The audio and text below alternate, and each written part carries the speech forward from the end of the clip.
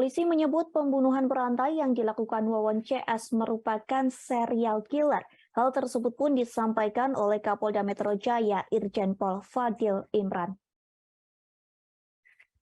Direktorat Reserse Kriminal Umum mengatakan serial killer itu dikemas supranatural dengan janji membuat korban menjadi kaya raya.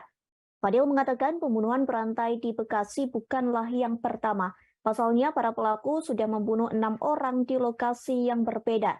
Jika ditotal hingga detik ini, polisi menyebut korban pembunuhan berantai berjumlah 9 orang. Bahkan Fadil menyebut dari hasil penyelidikan ada potensi para pelaku sudah pernah melakukan kejahatan sebelumnya dengan modus operandi pembunuhan yang sama. Diketahui ketiga pelaku pembunuhan itu ialah Wawon Erawan alias Aki, Solihin alias Duloh, dan MDD Solehin. Para pelaku tersebut melakukan pembunuhan terhadap korban-korbannya dengan cara memberi racun pestisida. Fadil mengatakan Wawon melakukan pembunuhan itu karena menganggap para korban berbahaya lantaran mengetahui praktik kejahatan yang dilakukannya. Lantas inilah masing-masing peran dari para pelaku pembunuhan. Pelaku Duloh berperan dalam menggandakan harta dengan dalih ilmu supranatural untuk meyakinkan calon korban. Selain itu, Duloh juga berperan menyewakan sebuah kontrakan yang belakangan diketahui dijadikan lokasi pembunuhan. Duloh juga berperan untuk mengajak para korban dari Cianjur ke kontrakan di Bekasi yang sebelumnya sudah disewa. Setelah sampai di kontrakan, Duloh membagikan dan menyajikan kopi berisi racun kepada para korban tersebut. Kemudian pelaku selanjutnya yakni Wawon alias Aki. Dalam pembunuhan berencana ini, Wawon melakukan pembunuhan terhadap Ai Maimunah dan Ridwan Abdul Muiz. Fadil juga mengungkap bahwa Wawon berperan mengumpulkan dana untuk melakukan pembunuhan. Sementara pelaku ketiga yang juga menjadi korban yakni Dede Solehin.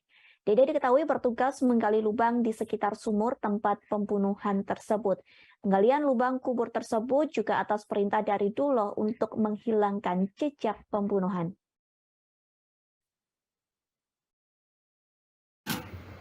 Ternyata korban meninggal dunia di Bekasi ini dibunuh karena para tersangka ini diketahui melakukan tindak pidana lain.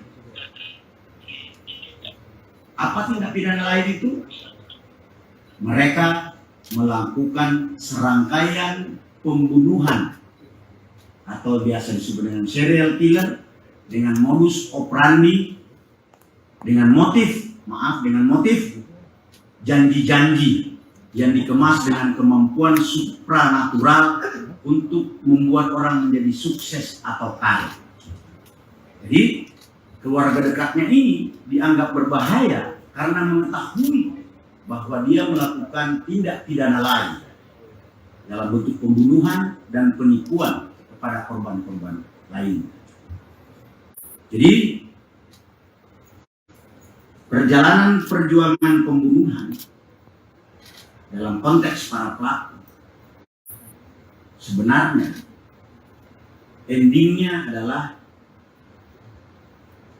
bagaimana mengambil uang daripada korban yang terkena tipu daya. Nanti akan dijelaskan lebih lanjut oleh tim penyidik, hadir dan Pak. Terima kasih sudah nonton.